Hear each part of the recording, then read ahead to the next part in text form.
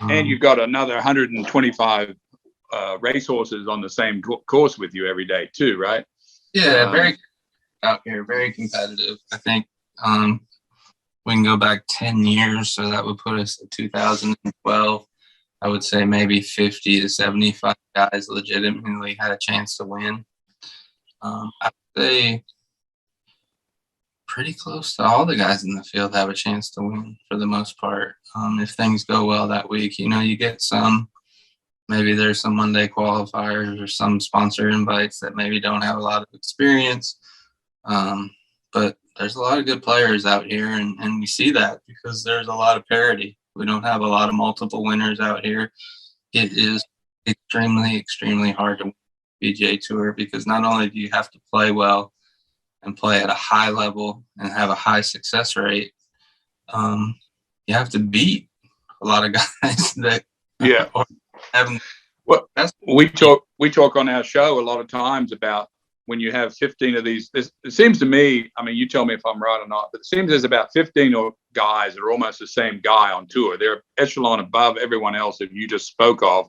There's some in the field this week, whether it's Rahm or Cantlay or Morikawa or Schauffele, the Masters champion. There's a bunch of them that are really good right there.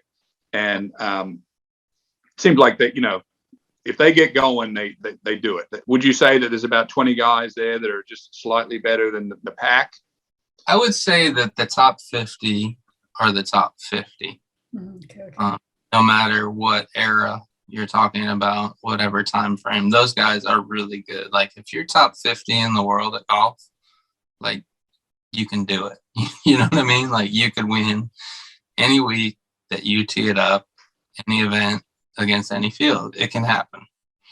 And then I would say like 51 to 125, these guys are good, but they're not quite as good as those guys, but they also, can win. Distance has changed the game significantly. There's no denying that. If you can hit it far, if you have 120 miles an hour club head speed or above, you can really take advantage of that, and the game becomes significantly easier. The par fives are all reachable. The long par fours, instead of hitting 5, 6, 7 irons, now you're looking at 9 wedge, sometimes 8.